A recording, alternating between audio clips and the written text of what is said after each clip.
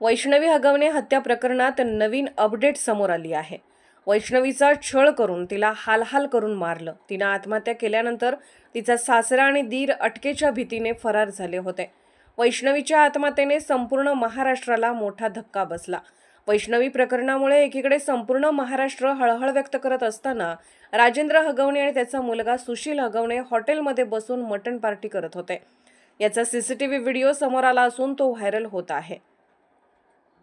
एकीकडे वैष्णवीच्या मृत्यूवर संपूर्ण महाराष्ट्र हळहळ व्यक्त करतोय, तर दुसरीकडे तिचा फरार झालेला सासरा आणि दीर हॉटेलमध्ये मटण पार्टी करत होते। राजेंद्र हगवणे आपल्या मित्रासोबत मटणावर ताव मारत होता। याचे सीसीटीव्ही व्हिडिओ समोर आले आहेत। 17 मे रोजी या आरोपींनी तळेगाव येथील एका हॉटेलमध्ये जेवण केले। तळेगाव दाभाडे येथील तांबडा पांढरा रस्सा हॉटेलमध्ये ते मटणावर ताव मारत असल्याची माहिती समोर आली आहे। तुम्ही किती वाजता आरोपी अरेस्ट झाले आणि काय घटना घडल्या, कशा पद्धतीने पोलिसांनी त्यांना शोधलं?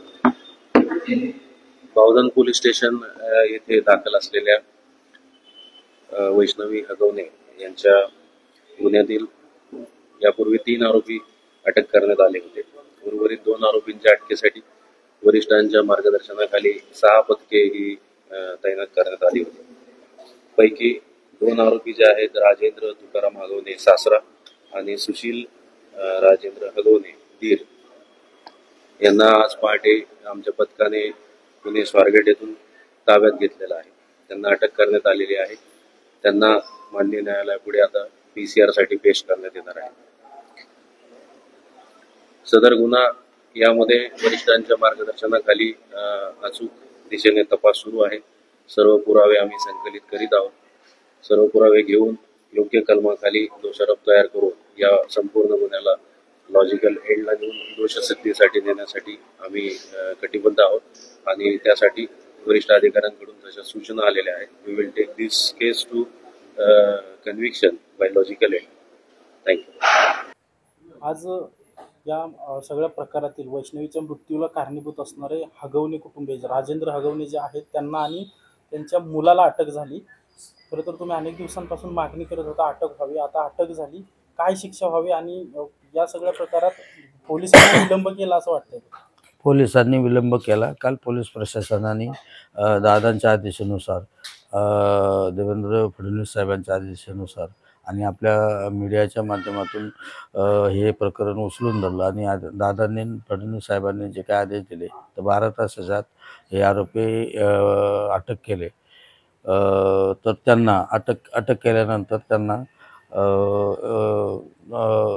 मागच्या वेळेस VIP ट्रीटमेंट दिली तशी याही लोकांना VIP ट्रीटमेंट मिळू नये अशी एक माझी पहिली विनंती आहे। आणि यांना कठोरात कठोर शिक्षा होऊन यांना मोका कायद्याअंतर्गत मोका लावूनच त्यांना शिक्षा द्यावी। नंतर कारण यापुढे अशा काही कृत्य, अशा काही घटना यापुढे कुठल्या मुलीच्या बाबतीत घडणार नाही। खरं तर यापूर्वी मयुरेने देखील त्यांच्या विरोधात तक्रार केली होती, मात्र पोलिसांनी कुठलीही दखल घेतली नाही। आता देखील विलंबाने कारवाई केली। तुम्ही म्हणताय की मोका अंतर्गत कारवाई करण्यात यावी, तसं तुम्ही कोणाला निवेदन मुख्यमंत्र्यांना किंवा उपमुख्यमंत्र्यांना किंवा कुठल्या नेत्यांना यासाठी भेटणार आहात का किंवा कोणाशी बोलणं झालं? नाही, तसं बोलणं झालेलं नाही। आणि मयुरीच्या बाबतीत मयुरी काय स्टेटमेंट दिलं त्याची मला कल्पना नाही, कारण माझ्या लेकीच्या ह्याच्यातच मी दुःखात आहे, त्यामुळं मी त्या बाबतीत काय बोलू शकत नाही।